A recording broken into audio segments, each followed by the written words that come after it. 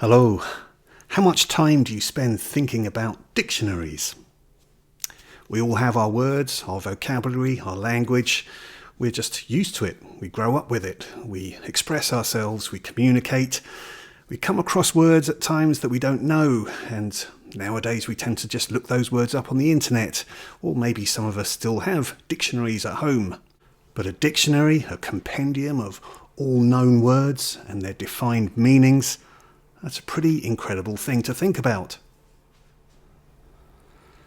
The Professor and The Madman, which was published in 1998, written by Simon Winchester, tells a really incredible story about the making of the Oxford English Dictionary.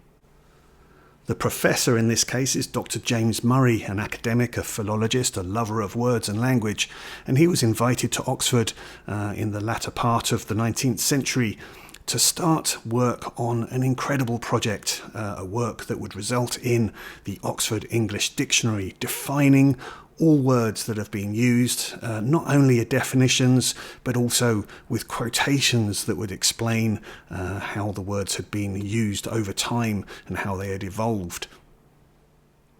This was to end up being an absolutely mammoth task that would go on for some 50 years, with the 12 volumes of the Oxford English Dictionary not being finally published until 1928, after the death of Dr. Murray, with defined terms of some 415,000 words, with 1.8 million quotations there to explain their usage. The madman in this case is a Dr. William Charles Minor, a man who was born in Ceylon but came over to the United States, saw terrible battle during the American Civil War, which traumatized him. He came to England after that and was suffering from delusions. He thought that a man was breaking into his room, where there was no such man, but nonetheless he chased out into the street and ended up shooting an innocent man, leaving that man with a widow and 7 children. Minor was then taken into Broadmoor Insane Asylum.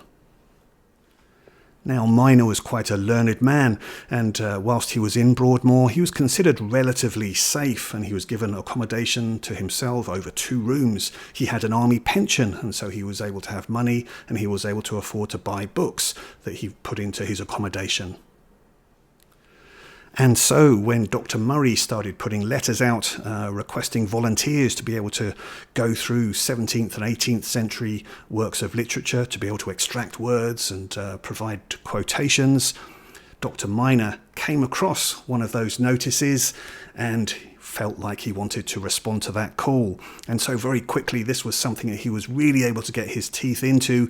He had lots of works of literature to be able to use, and he started sending all these slips of paper to Dr. Murray, which Dr. Murray started finding invaluable for creating this Oxford English Dictionary.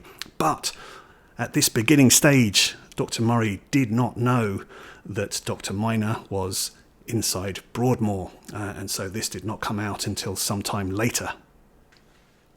Now, the book itself is an absolutely fascinating read, highly recommended, and it goes into a lot more detail, obviously, about that relationship between the two and their history, and also looking at a lot of words and definitions as well. But it is a nice, easy read. But it also goes into the relationship as well that Dr. Minor had with the widow as well. So that's quite a fascinating element to it, and also his mental health decline as well. So, yeah, really, really fascinating read.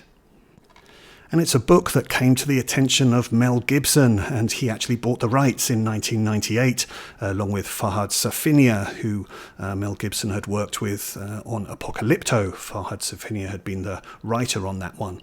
And so they wanted to put this into production, but it went into production development for quite a long time, didn't actually get shooting until 2016, with Farhad Safinia as the director and starring Mel Gibson as Dr. James Murray, and we have Sean Penn here as Dr. Minor.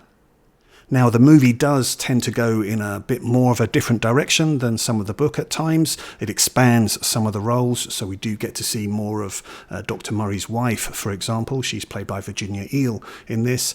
And also we get to see more of a relationship, I suppose, between the widow, Eliza Merritt, played by Natalie Dormer, and Dr. Minor, played by Sean Penn. There's also an expanded role for one of the guards at Broadmoor. A fantastic performance from Eddie Marsan. And then there's other supporting roles that are played by the likes of Steve Coogan and Stephen Delane. So it's a really, really impressive cast, and it is still a fascinating story. But yeah, this one is a little bit more Hollywoodized, I suppose, in terms of the storytelling, but still not a bad film for all that. However, the fact that you may not have heard of this film is perhaps because I think it had a troubled production. So it seems as though Mel Gibson and Farhad Safinia actually had disagreements with the production company over how some of this was going to be filmed, and also the choice of final cut on this, and so there was a legal battle on this, and that ended up with the film being delayed in its release, and also Mel Gibson not wanting to then promote it afterwards, and Farhad Safinia took his name off as the director. So yeah, it's not the final product, I guess, that Mel Gibson and Farhad Safinia wanted, which is a shame considering that they'd been developing this movie for some 15 years plus. But absolutely, whichever way you come to this, whether you watch the movie, you might be fascinated by the story and then want to read the book.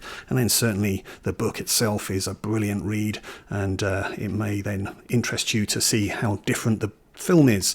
Either way, it is a fantastically interesting period of history. Incredible how this actually came about, and to think about, you know, the dictionaries that we use, just all the work and effort that went into putting those together. So there we go, The Professor and the Madman. Have you read this book? Have you seen this movie? Please let me know your comments and thoughts on this. I look forward to hearing those, reading about them. Okay, thanks very much for joining me on this video. Hopefully I'll see you again. All the best to you. Bye.